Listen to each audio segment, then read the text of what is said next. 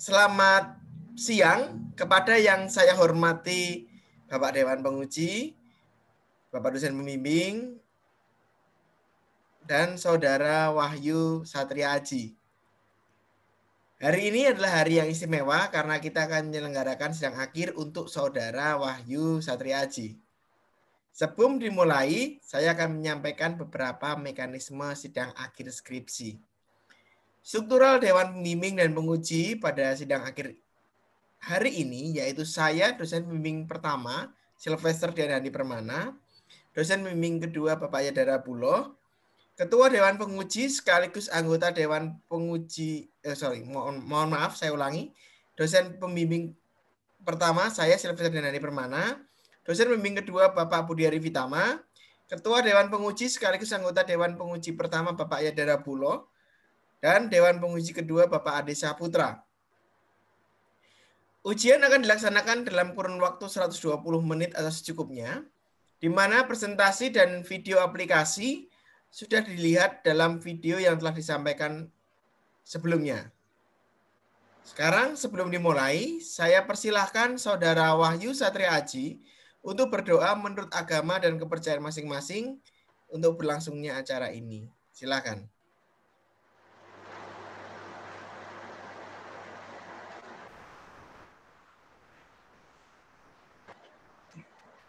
Oke.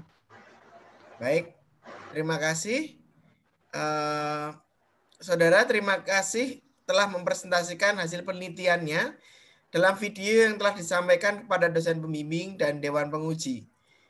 Sekarang tiba saatnya saya persilahkan Ketua Dewan Penguji atau anggota Dewan Penguji pertama, Bapak Yadara Buloh, untuk bertanya. Silakan. Baik, terima kasih Pak Sylvester Dianandi Permana, ST MTI. Assalamualaikum warahmatullahi wabarakatuh. Selamat siang Mas Wahyu Satria. Selamat siang Pak. Apa kabar? Alhamdulillah baik Pak. Ya baik ya. Saya pertama-tama ucapkan dulu selamat. Kamu sudah masuk ke tahap sidang akhir dari skripsi kamu. Ya, saya baca judulnya cukup menarik dan bagus sekali. Klasifikasi citra spektrogram suara burung menggunakan machine learning untuk peringkatan dini tembak karatan dengan convolutional neural network atau CNN. Ini mengingatkan kepada seseorang yang sebelum kamu sudah skripsi dengan topik yang lupa gitu ya, namun dengan pembahasan yang berbeda gitu ya. Oke, saya akan share screen, tapi belum di-enable oleh Pak Handi. Ya, mohon maaf Pak, sebentar saya enable dulu. Baik, silakan Bapak. Terima kasih Pak Handi. Mohon diperhatikan Wahyu Satria Aji. Ya, saya sudah periksa naskah skripsi kamu. Ada beberapa hal yang ingin saya komentari dan saya tanyakan ya. Jadi di sini posisi saya adalah bertanya dan meminta klarifikasi apakah itu benar atau salah dan apakah perlu diperbaiki atau tidak gitu ya. Karena memang yang sangat memahami skripsi kamu adalah kamu sendiri gitu ya. Oke. Judul kamu sendiri adalah mengklasifikasi citra spektrogram ya dari suara burung gitu ya. Nah, namun di bagian abstrak ini saya temukan ya ada kalimat atau ada kata-kata yang menyatakan ya penelitian ini bertujuan untuk mempelajari perbedaan dari suara cuitan yang dihasilkan burung dalam kondisi tenang maupun keadaan terancam berdasarkan citra spektrogram. Ini bisa diterangkan maksudnya apa ya? Oh ya, terima kasih Pak Yada atas kesempatannya. Jadi tujuan untuk pelajari perbedaan dari suara cuitan itu ya itu Pak. Jadi membedakan antara suara cuitan ketika burung dalam keadaan normal dan keadaan terancam. Nah, dari situ ketika sudah mempelajari dari perbedaan itu nanti akan diklasifikasi Pak. Setelah diklasifikasi nanti mungkin akan diimplementasikan ke dalam sistem peringatan dini itu Pak. Jadi seperti itu. saya garis bawahi pernyataan kamu ya, kalimat kamu yang kamu sebutkan tadi, untuk mengantisipasi kebakaran hutan, begitu? Oke. Nah, nanti itu kita akan lihat ya apakah benar atau tidak gitu ya. Oke, terima kasih sudah diklarifikasi ya. Jadi kalimat ini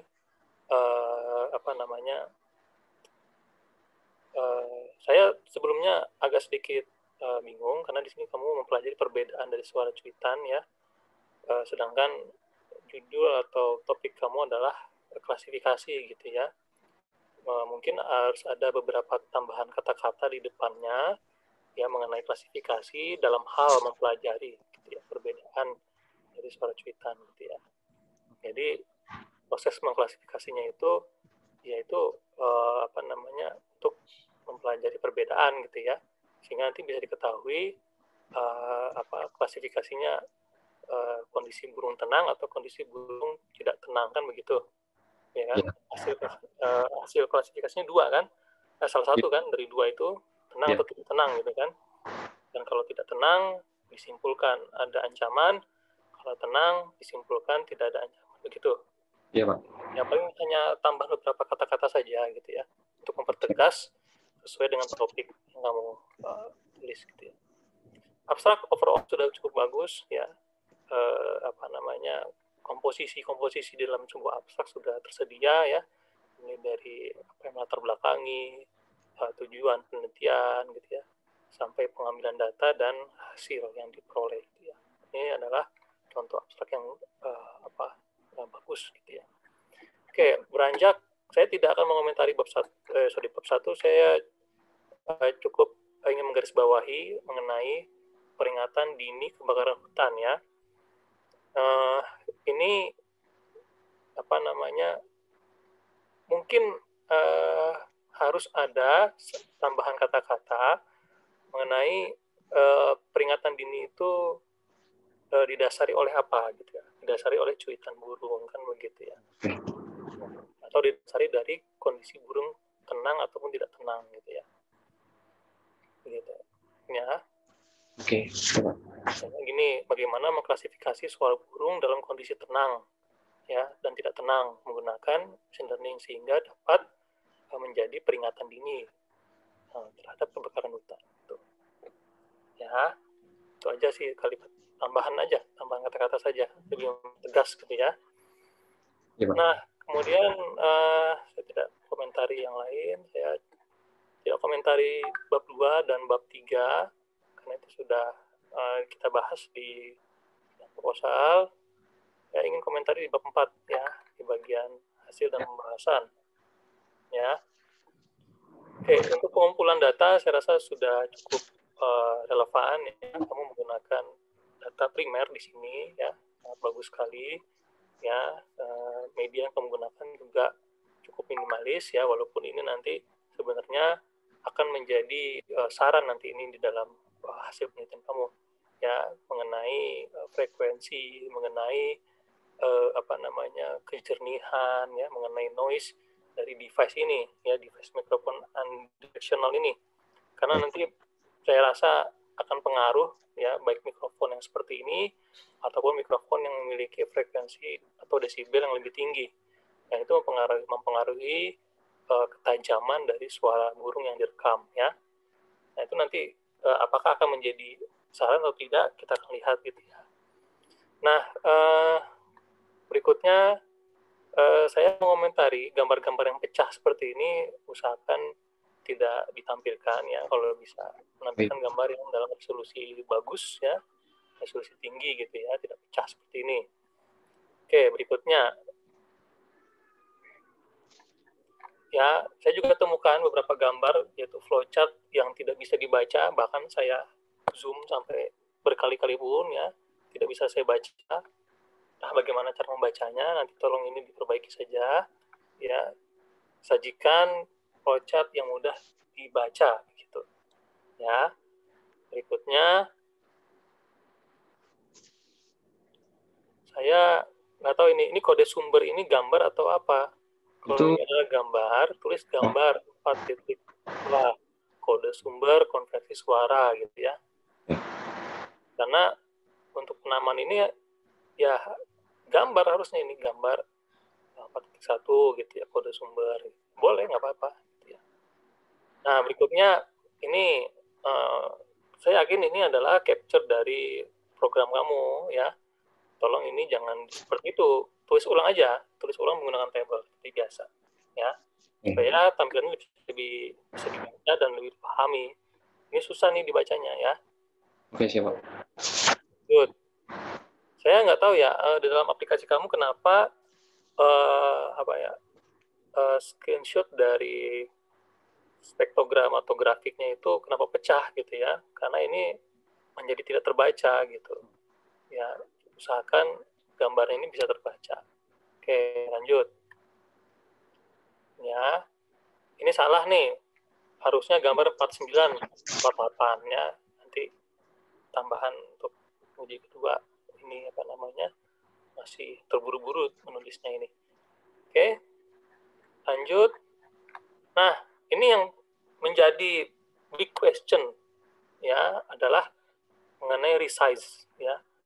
Pertanyaan saya, mengapa kamu melakukan resize citra dari ukuran 512 kali 256 menjadi ukuran 227 kali 227? Silakan kasih alasannya. Oke, baik, terima kasih Pak. Untuk perubahan gambar sendiri, riset sendiri itu bertujuan untuk ini Pak, mempercepat proses dalam trainingnya Pak. Karena saya sudah coba dari sebenarnya hasil dari pengolahan dari data suara ke bentuk citra spektrogram itu menghasilkan ukuran itu 876 dikali 686.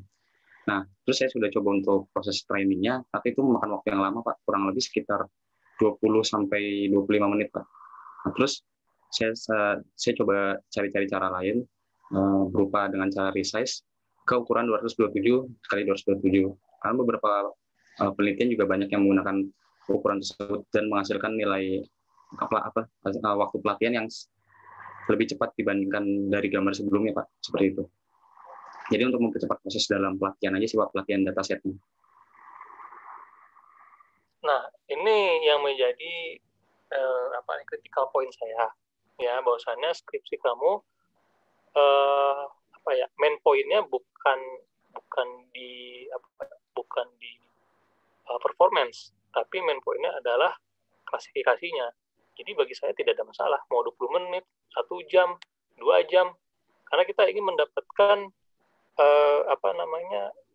proses yang dengan ukuran gambar utuh gitu. Perihal nanti itu menjadi kelemahan, waktu menjadi lebih lama, itu akan menjadi catatan di saran gitu ya. Itu akan menjadi improvisasi pada riset berikutnya ya, karena main point kamu adalah klasifikasinya, bukan optimasi performa, bukan gitu ya. Jadi saya rasa agak sedikit keliru ketika kamu ingin melakukan optimasi di sini ya, sedangkan ini tidak menjadi main point di dalam rumusan masalah, kecuali di dalam rumusan masalah kamu tambahkan ya berdasarkan penelitian terdahulu ya, ada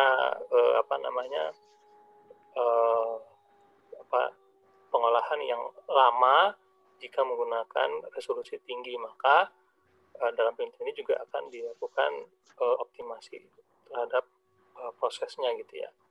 Itu boleh ya, tapi saya lihat latar belakang utama masalah kamu bukan itu ya.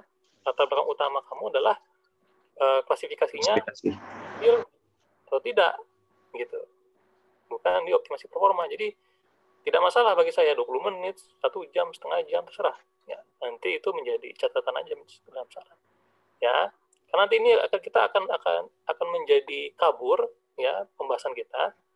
Apakah yang tidak di-resize dengan yang sudah di-resize memiliki hasil yang sama?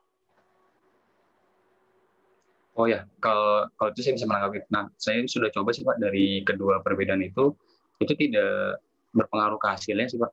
Karena yang mempengaruhi dari hasilnya itu dari si parameter-parameter yang digunakan untuk training itu sih Pak. Yakin, karena ini menjadi padat loh. Kalau itu sampai seperti mengkompres, ya bukan mengkompres ya, tapi mengecilkan ukuran gitu. Kamu bayangkan ya, image itu adalah pixel ya, yang kalau misalnya ukurannya 10x10 ya, kita padatkan menjadi 4x4, maka akan ada satuan warna yang mengalami pemadatan. Nah, kalau misalnya warna yang terjadi pemadatan itu adalah warna yang bagian inti gitu ya, misalnya yang bagian inti itu apa Pak? Yang bagian inti itu nih misalnya nih amplitudo, ini inti sekali ya kan.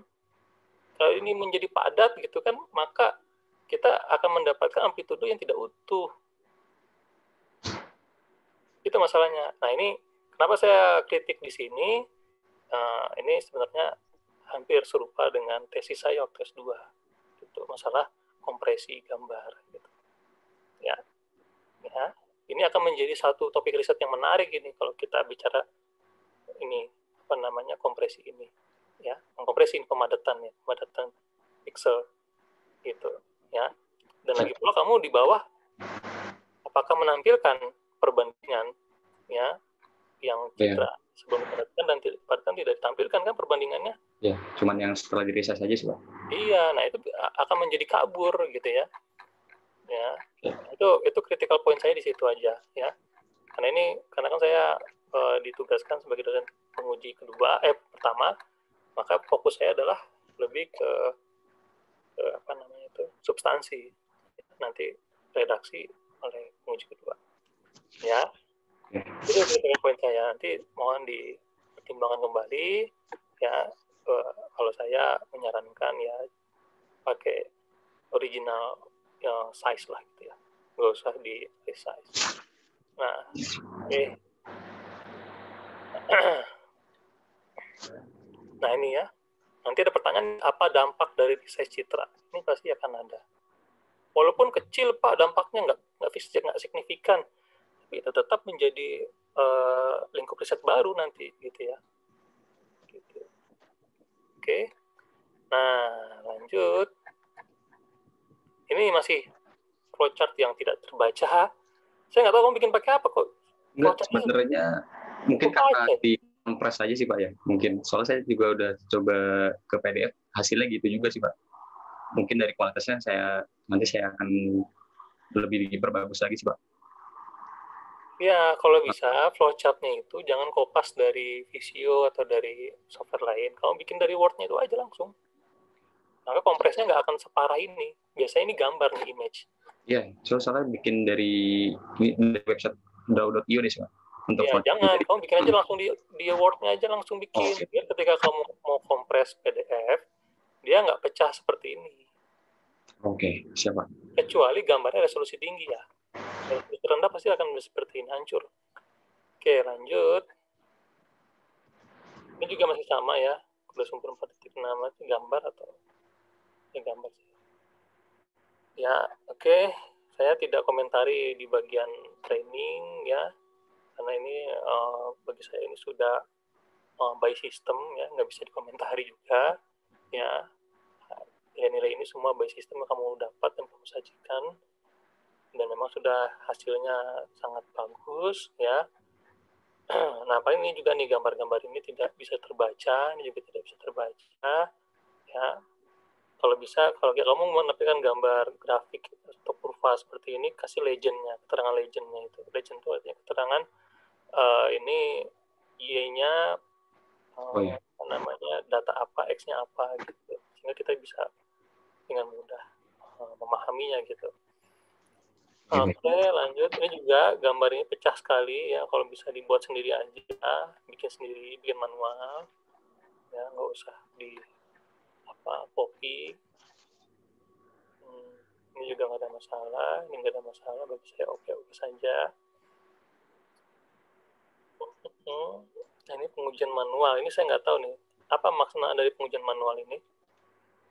Untuk di pengujian manual itu, saya kan melihat GUI-nya Pak untuk pengujian secara manualnya. Jadi itu pengujian manual satu persatu sih Pak, dari data uji yang sudah saya pisahkan.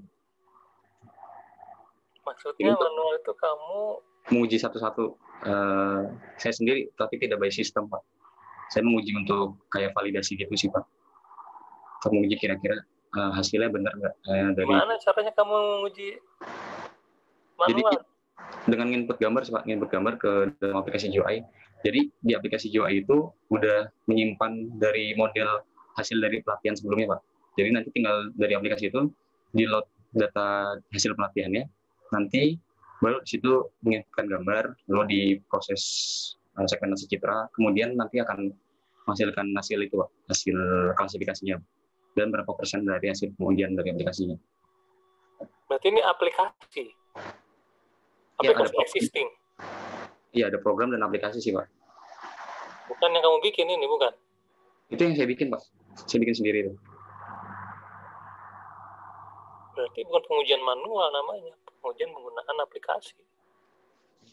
Oke, penamaannya aja mungkin ya. Iya. Oke. Pengujian menggunakan aplikasi. Aplikasi yang kamu coding itu? Iya Pak. Ini hasilnya? Iya. Untuk hasil keseluruhannya nanti ada di lampiran Pak. Ini hanya beberapa data aja sih. Kan Ini total. sampel aja? Iya. Tulis sampel pengujian. Kalau memang tidak semuanya ya terus saja. Sampel pengujian, sampel hasil pengujian penggunaan aplikasi. Nanti kasih keterangan di sininya. Ya, pada tabel di atas adalah sampel hasil pengujian gitu. Nah, lebih lengkap atau pengujian keseluruhan terlampir. Gitu. Dapat dilihat pada lampiran. Ya. Baik Pak. Nah, ada kata-kata itu kan, jadi seolah-olah ini ya cuma 22. Iya. Lampiran lebih daripada itu. Ya nggak? Ya, betul Pak. Ya, ini saya kasih catatan dulu.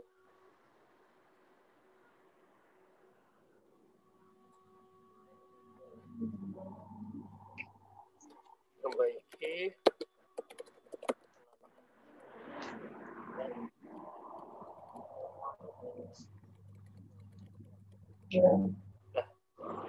Nah, oke, lanjut dulu. Nah, di bagian kesimpulan, saya lihat sudah cukup bagus kamu menuliskan kesimpulan ini, ya. Memang seperti inilah cara menulis sebuah kesimpulan. Dan kemudian di bagian saran.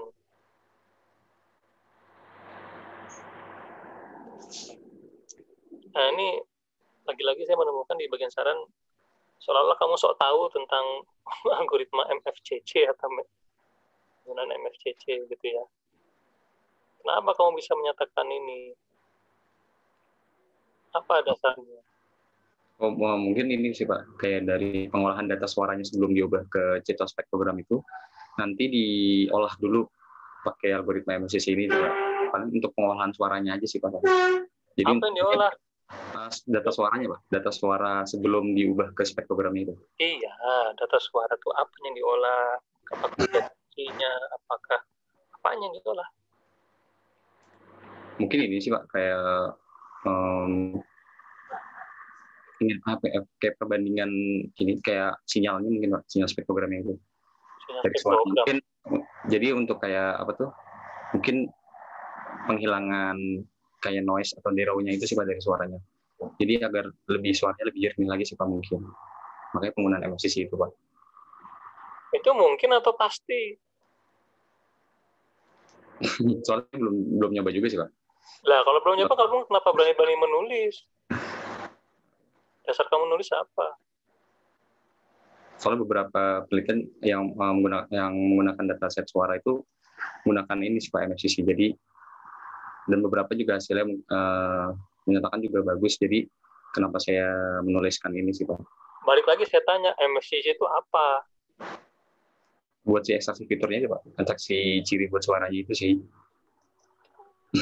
Ya apa itu? Itu untuk pengolahan suaranya sih Pak. Iya, suara apa lagi? Suaranya apa? Baik lagi pertanyaan begitu terus lama kita nggak selesai.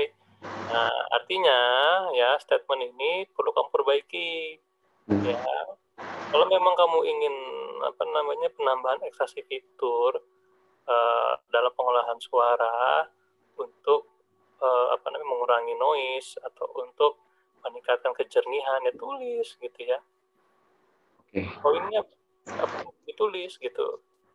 Bukan masih secara gamblang. Ini gamblang banget. Ekstraksi fitur. Fitur apa? Fitur banyak yang udah ekstraksi. Mendapatkan akurasi. Akurasi dalam hal apa? Akurasi itu banyak loh. Akurasinya apa? Bingung kan? Nah, itu. Yeah. Lebih baik, akurasi yang lebih baik dibandingkan dengan menggunakan ekstraksi fitur yang terdapat pada algoritma CNN. Ya. Nah, sedangkan ekstraksi fitur pada algoritma CNN tidak kamu singgung pada kesimpulan. Kecuali kamu singgung pada kesimpulan. Ekstraksi fitur pada algoritma CNN tidak atau belum maksimal. Kesimpulannya gitu. Maka sarannya, ya, ekstraksi fitur pada algoritma CNN perlu dioptimasi atau perlu diperbaiki atau perlu dimodifikasi gitu, atau perlu diimprovisasi dengan menggunakan metode ekstraksi fitur lain antara yang seperti atau antara lain MFCC, koma yang lain. Jadi dikasih alternatif, bukan hanya dikasih satu metode MFCC saja, karena saya yakin ada metode yang lain selain MFCC, biar itu menjadi pilihan orang ketika mau nanti meneruskan mau pakai MFCC kah, yang lain kah, gitu. Dalam hal ekstraksi fiturnya itu, gitu ya.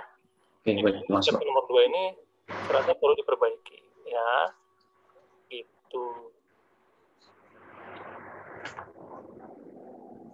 Oke, poin ketiga, peneliti berharap klasifikasi citra spektrogram suara burung untuk sistem peringatan dini kebakaran hutan menggunakan machine learning dengan metode C dapat diterapkan pada hutan.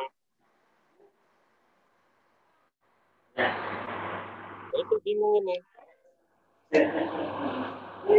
Kok sarannya begini ya? Tidak dapat diterapkan. Maksudnya seharusnya kan penelitian ini sudah menjawab, ya kan? Itu gimana ini? Maksudnya gimana? Kok dapat diterapkan? Jadi ini Pak, jadi mungkin setelah adanya dengan penelitian ini, dengan penelitian ya dengan saya dan Wispi itu mungkin nantinya kedepannya akan diterapkan secara langsung sih Pak untuk peringatan dini kebakaran hutan seperti itu sih Pak. Lebih ke implementasinya aja sih Pak. Mau kamu bikin pakai apa sih aplikasi? Saya pakai MATLAB Pak bikinnya.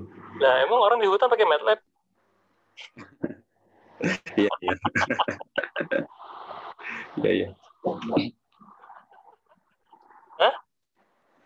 Enggak sih Pak, paling lebih ke program itu untuk terus kalau misalnya ini mau dipakai ini hutan, terus orang hutan mesti misal MATLAB gitu. Hah? Kalimatnya, pemilihan kalimatnya mungkin keliru. Mungkin gini, kalimatnya itu kamu berharap ya hasil penelitian kamu ini kan, kamu penelitian ini kan kamu levelnya lab ya, skala. Berharap dikembangkan kembali ke level atau ke skala terapan gitu. Ya. Dapat dikembangkan menjadi riset skala terapan gitu. Yang diaplikasikan gitu. Terserah mau aplikasinya pakai apa, terserah gitu. Mau pakai IoT, pakai mobile app, mau pakai cloud computing, mau pakai robotics ya, yang diaplikasikan gitu. Ada misalnya hutan apa, hutan lindung, hutan apa gitu ya.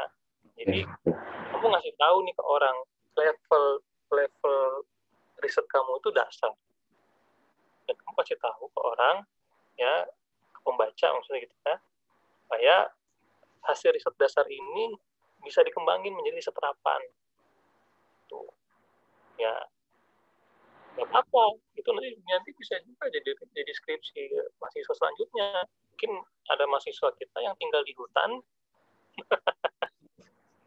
ya kita nggak tahu kan, ya kampungnya misalnya di ujung kulon ya kan, di konservasi, di balai konservasi tinggalnya ya kan. Nah, kita tarik nih ngembangin skripsi kamu nih. Nah, ini kan riset dasar, dia riset terapan. Ya, bagaimana dia aplikasikan ya model dan metode kamu ini menjadi sebuah aplikasi yang bisa diterapkan. Nah itu cocok, saran seperti itu bagus. Ya jadi ini hanya pemilihan kata saja, ya pemilihan katanya diperbaiki.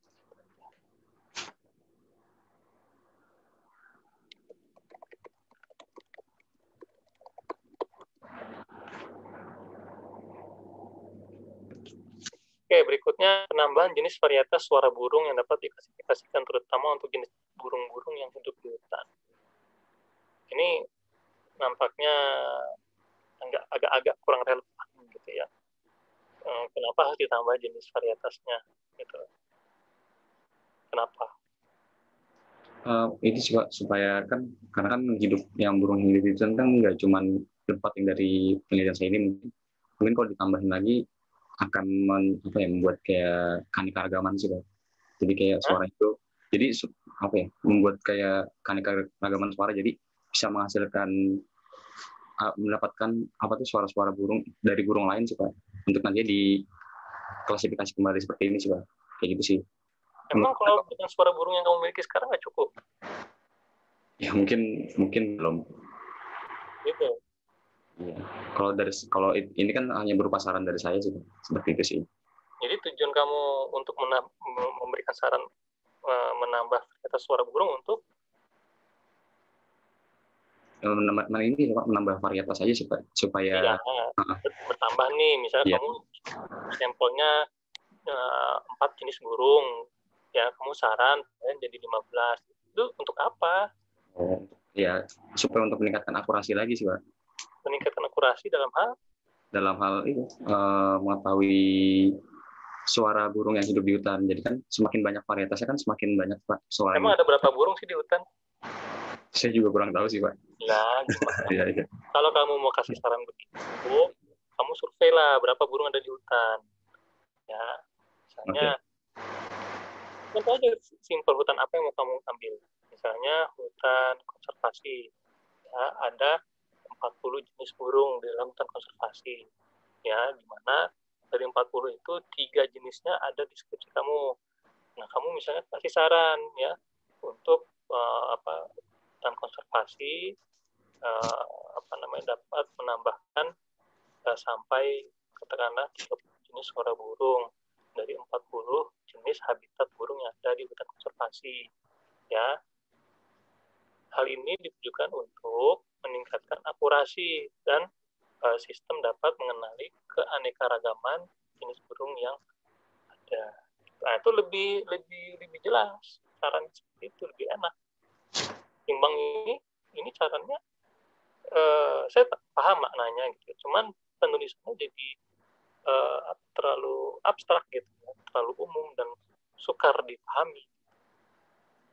Gitu. Karena begini ya Wahyu, saran itu dari sebuah riset adalah masukan untuk researcher berikutnya di dalam mengembangkan hasil riset kamu. Jadi kalau saya sebagai peneliti di bidang ini gitu ya, saya baca nih paper kamu ini. Nah, saya pengen mengembangkan paper kamu. Saya tahu dari mana? Dari saran. Saya baca dulu saran kamu apa nih. Oh, sarannya A, B, C, D. Ya kan? Kayak tadi itu saran yang sebelumnya udah saya sebutin. Nah, ini saran lagi. Ya, berarti saran berikutnya ini peningkatan akurasi dengan penambahan jenis varietas suara burung gitu. Pada hutan konservasi apa gitu. Itu akan menjadi topik baru gitu. Itu namanya saran begitu. Ya. Nah, ini saya tambahin catatannya. Ya, lebih jelas saran poin ya, telkan ya dengan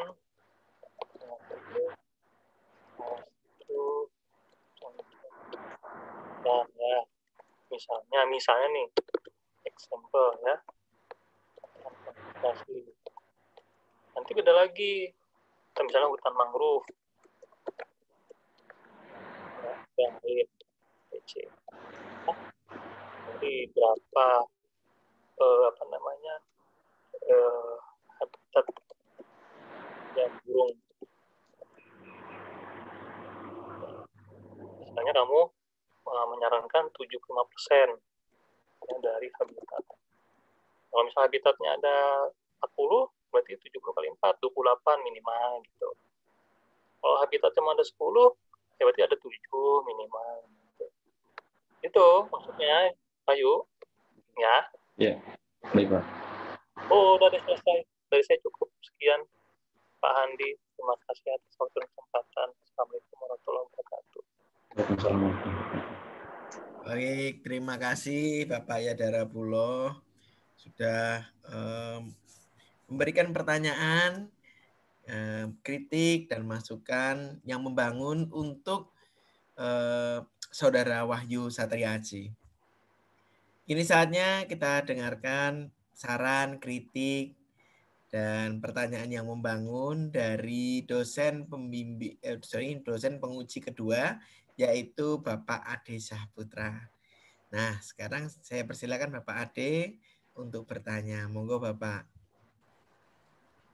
Baik, terima kasih Bapak Sylvester Diana Permana. Selamat siang Aji, apa kabarnya? Selamat siang Pak. Alhamdulillah baik Pak. Baik, alhamdulillah. Sebelumnya saya ucapkan selamat ya. Selamat kamu sudah di tahapan terakhir nih, ya. Tahapan terakhir tapi perjuangannya belum selesai, ya, masih panjang, ya.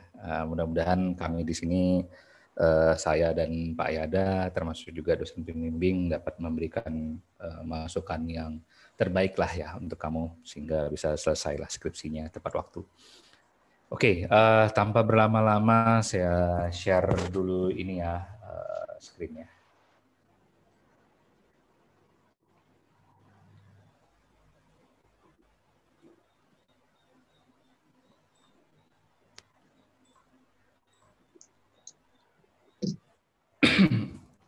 Sudah terlihat? Sudah Pak. Oke. Baik, saya mulai dari yang pertama ya. Jadi pada awal ini di cover ya, itu kamu perlu memperbaiki di tahunnya ya, yang sekarang udah 2021 ya. Kemudian di lembaran pengesahan ya, karena di sini kan kamu menambahkan image ya, jadi akan muncul dua ya, ada lembaran pengesahan skripsi yang pertama kamu gunakan sebagai untuk daftar isi ya, kemudian yang kedua kan muncul dari image yang kamu attach ke sini kan ya. Nah itu kamu akalin aja, nanti bisa juga lembaran pengesahannya itu tetap muncul, tapi image-nya itu kamu buat ini apa namanya, menutup fontnya, ada pilihannya tuh. Ya, Iya, jadi atau juga bisa kamu akalin lembaran pengesahannya itu kamu buat warna fontnya jadi putih, jadi kan nggak kelihatan. Tapi ya gitu aja, ditutup aja lah gimana baiknya ya. Yang penting hasilnya bagus. Kemudian sama juga yang surat pernyataan keaslian ya. Itu pun juga coba kamu tutupin aja nanti ya. Kamu akalin lah ya gimana. Dan kalau bisa waktu kamu adjust image-nya itu yang jelas, jangan kecil banget. Ini kan ukurannya itu ya kurang proper lah untuk dibaca ya. Apalagi kalau di print out nanti kan kurang bagus ya. Nanti coba minta bantuan dosen pembimbing kedua lah ya, gimana cara ininya, setupnya. Begitu juga sama lembaran pengesahan sidang skripsi juga begitu ya. Kamu nanti jangan dua kali muncul seperti ini ya, kurang bagus ya. Kemudian ya ini kata pengantar, pokoknya apapun yang saya highlight itu ada kemungkinan bermasalah di italic ya. Kemudian ada seperti ini, ada yang huruf besar di awalnya yang seharusnya seperti itu, ternyata tidak. Terus ada yang typo ya, itu kamu coba cek aja. Lumayan banyak sih, hampir semua mahasiswa kasusnya sama. Jadi ya kali ini saya coba lebih teliti lagi, walaupun banyak missing juga sebenarnya, saking banyaknya. Kemudian ini tanda tangan ya, jangan lupa ya, kamu sematkan di situ ya. Kemudian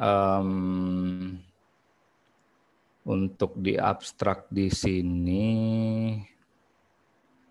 ya ini kayak format ya, kayak format WAV.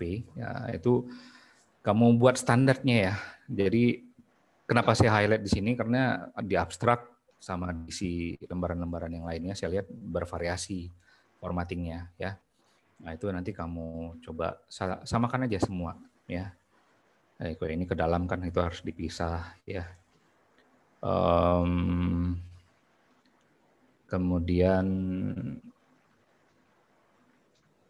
coba saya lihat lagi nah ini untuk di bab satunya ya, sebenarnya saya mau lompat ke bab sebelum bab 4, tapi saya lihat masih ada 1-2 lah yang ini ya. Ini ada yang diatasi itu dipisah. Kalau ini saya lihat satu kalimat terlalu panjang nih, bisa kamu pecah jadi beberapa kalimat ya. Kemudian ini sama, ada yang italic ya, itu kamu lupa. Terus ini ada typo. Nah, ini juga dalam penulisan ini ya, ini saya lupa yang ada ketinggalan. Dalam penulisan machine learning ini memang udah italic. Terus conventional neural network, nah itu juga udah italic. Cuman ini kamu standarkan. Sebenarnya saya lihat bervariasi. Ini kan CNN kan bisa disingkatkan ya, CNN. Berarti huruf neuralnya besar, N-nya besar ya. Itu kamu perbaiki di sana ya. Termasuk juga machine learning-nya, itu disamakan semua ya. Sebenarnya kalau misalkan kamu di awal sudah memunculkan conventional neural network dalam kurung CNN, ke bawahnya kamu tinggal pakai singkatan aja sih, CNN aja seterusnya. Karena kan di awal kan sudah dibaca ya, apa itu CNN. Ini ada typo, ini untuk tujuan penelitian ini terpotong sepertinya, jadi dia pindah langsung pada baris, ini kurang bagus ya, nanti diperbaiki. Masyarakat pun juga ini huruf besar, itu kamu ubah jadi huruf kecil. Kemudian ini studi literaturnya, data, kemudian data model itu udah huruf depannya kecil aja semua karena keberlanjutannya. Ya ini tadi sama yang saya bilang distandarkan aja. Deep learning-nya ini masih ada yang tertinggal ya, maksudnya italic-nya banyak, italic-nya juga. Terus apalagi ya, pokoknya itu ya, yang saya highlight itu kebanyakan kata-katanya. Kamu lihat aja, cek di italic-nya yang lupa kah atau ada problem di ini ya. Ini juga gitu, standarkan aja CNN-nya. Gambar nih kamu nih, banyak banget gambar. Aduh, sayangnya sebenarnya kamu dari gambar-gambar ini sebenarnya membantu Pak Ayat banget, Pak Yada banget ya dalam membaca maksud dari skripsi kamu sebenarnya. Tapi karena nggak jelas ini, jadi kita pun meraba-raba apa ini ya. Nah, itu coba kamu perbaiki lagi ya.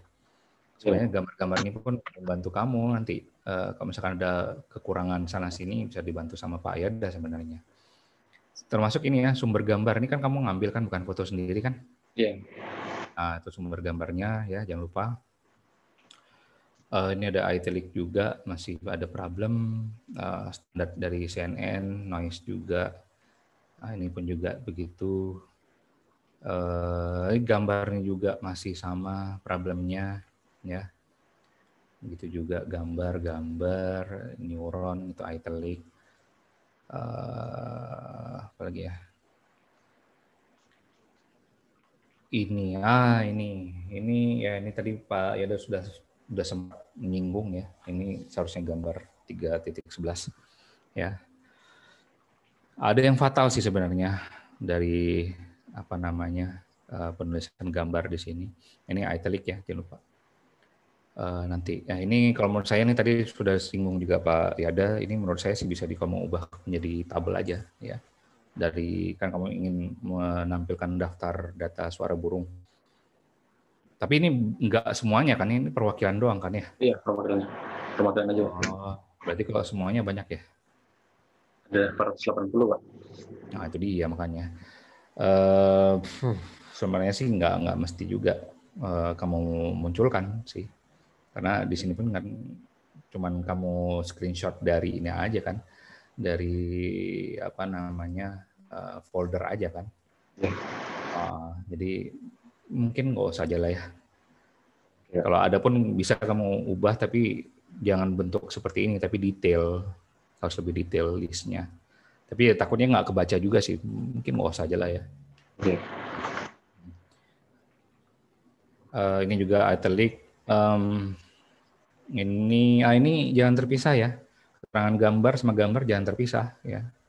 Usahakan digabung ya. Ini bisa gambarnya kamu pindahkan halamannya ya.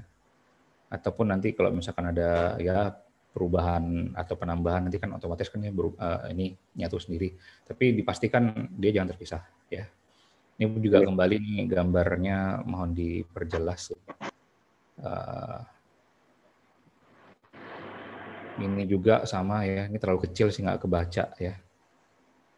Kalau saya pribadi dari kode sumber ini kamu nggak apa-apa ya, silakan aja kamu coba, kamu lanjutkan aja. Karena dari beberapa mahasiswa sebelumnya juga dia buat daftar kode sumber sendiri sih, jadi silakan aja, nggak apa-apa. Ya, cuman ini gambar-gambarnya aja kamu yang penting jelaskan saja ya.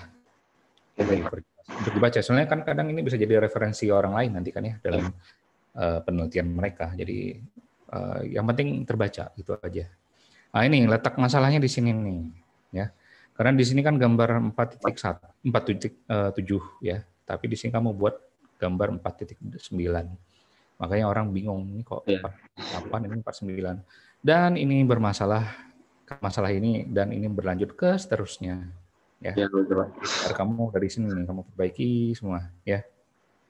Jadi dan kamu harus melihat lagi nih yang di paragrafnya itu benar nggak gitu ya. Jangan jangan nanti salah juga gitu. Kan saya bingung juga kalau satu-satu saya cek satu-satu ya. Ya ini saya lupa nih. Resize italic. Ini juga gambarnya sama, ini juga toolbox dan import juga begitu, center. Ini bold ya, judul kolom ya. Ini juga sama, italic sama bold judul kolom. Ini juga gambar begitu. Ini masih juga bermasalah ya, gambar 4 titik seterusnya lah ya dari yang atas ngikutin. Nah, ini kalau bisa alignment-nya itu justified aja, jangan center ya. Enak dilihat sih. Ya ini ada italic, ini juga bold di ininya, karena judul ya, dari kolom, ini juga begitu, sama ini juga gambar ya. Ini aduh tadi saya nge-save kelihatannya nggak ke-save nih yang bawah. Ini sebenarnya kasusnya sama sih untuk yang di gambar-gambar ya.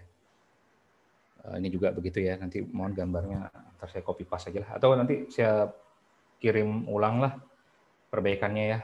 Ini yang terakhir banyak yang nggak ke-save ini mas saya nih. Sebenarnya kalau yang gambar-gambar kasusnya sama semua ya. Itu kamu kurang jelas, ini oke lah. Ya ini juga, aduh ini judul juga begitu. Ya ini standarnya ya, jangan lupa.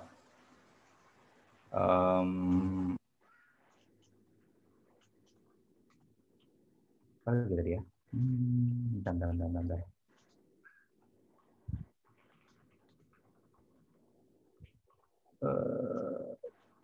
So far sih sudah selesai itu aja. Ya, nanti saya tambahin dikit lagi lah. Ya, nanti saya kirim yang lengkapnya sama Pak Handi ya. Itu aja. Baik, Pak Handi, saya kembalikan. Terima kasih. Baik, terima kasih Bapak Ade Saputra sudah memberikan pertanyaan, sanggahan, dan kritik yang membangun untuk penelitian dari Saudara Wahyu Satria Aji. Baik, pembimbing pertama, sebelum kita rapat, mungkin pembimbing kedua, apakah ada yang mau disampaikan?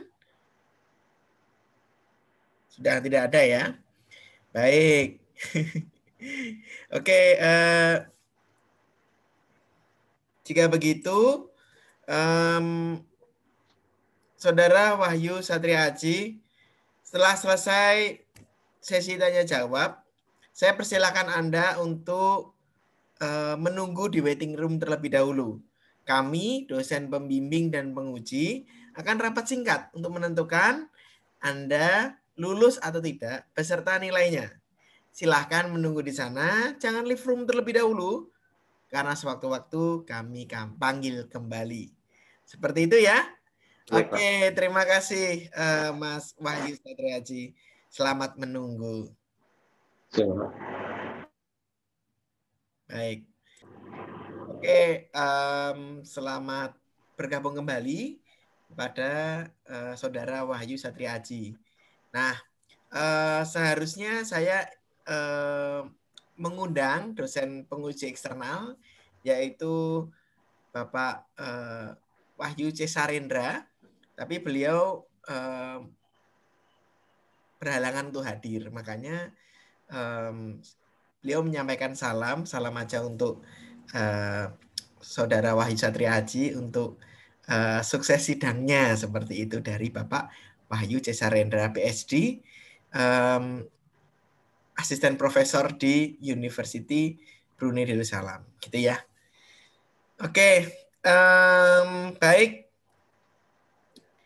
Saudara Wahyu Satria Aji, sebelum kita mendengarkan hasil keputusan rapat yang diselenggarakan oleh Dewan Penguji dan dosen pembimbing, ada beberapa syarat yang harus perlu dilakukan. Nah, saya persilahkan pada dosen pembimbing kedua, Bapak Budi Arifitama, untuk membacakan syaratannya. Silakan, Bapak. Baik, terima kasih Pak Handi. Sebelum dibacakan keputusan oleh pembimbing utama, akan dibacakan pernyataan yang harus dijawab oleh peserta sidang dengan menjawab bersedia atau tidak bersedia.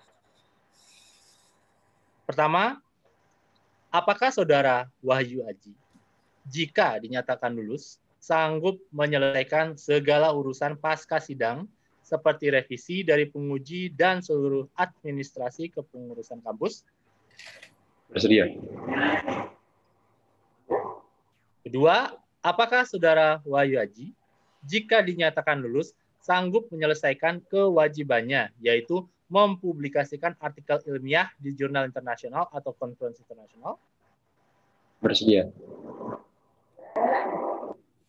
Ketiga, apakah Saudara Wahyu Aji, jika dinyatakan lulus, bersedia untuk menjadi pembicara dalam suatu temu ilmiah atau webinar mengenai topik yang diangkat dalam skripsi?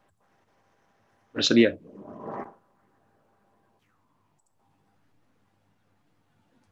Keempat, apakah Saudara Wahyu Aji, jika dinyatakan lulus, sanggup menulis artikel untuk berita yang akan dimuat ke media massa, seperti di Dafunda, seperti di suara.com, dan lain-lainnya? Bersedia.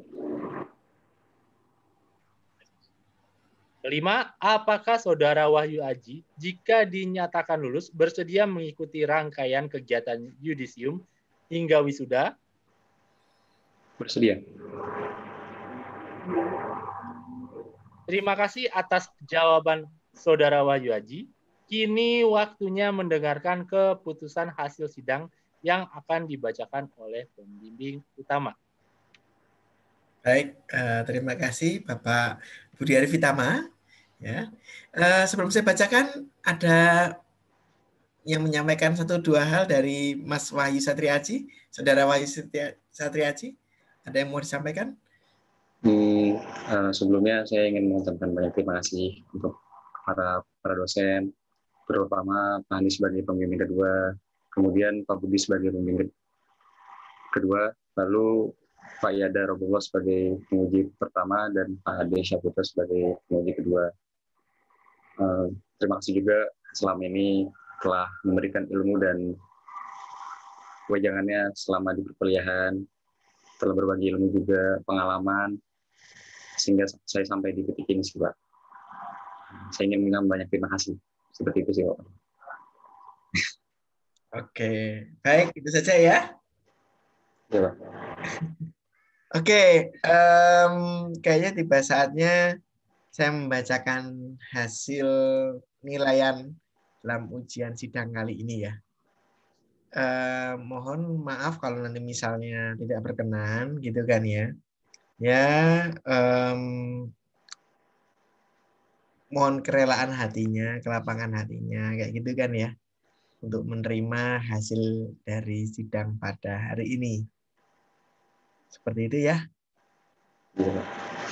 Baik.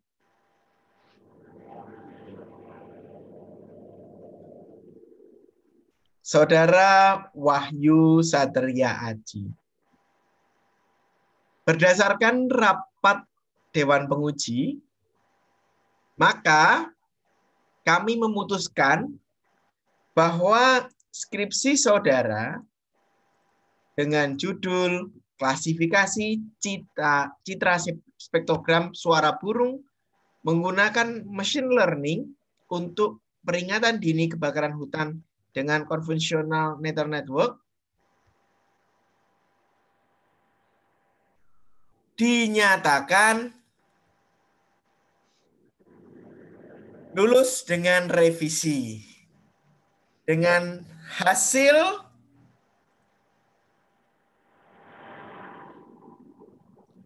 83,25 atau nilai mutu A-. Dengan ini, kami Universitas Trilogi memberikan Anda gelar Sarjana Komputer Eskom terhitung mulai hari Kamis, tanggal 14 Januari 2021 dengan segala hak, kewenangan, dan tanggung jawab yang melekat pada gelar tersebut. Revisi atau hal lain yang ditambahkan, silahkan dicek dalam soft copy skripsi yang akan disampaikan melalui email. Revisi dapat diterima dengan batas waktu maksimal 2 minggu setelah sidang hari ini. Demikian sidang skripsi pada hari ini. Terima kasih kepada dosen pembimbing kedua, Bapak Budi Arifitama, Ketua Dewan Penguji, Bapak Yadara Buloh, anggota Dewan Penguji, Ade Syahputra, dan Saudara Wahyu Satria Aji. Demikian sidang saya tutup. Selamat siang. Terima kasih, Pak. Terima kasih.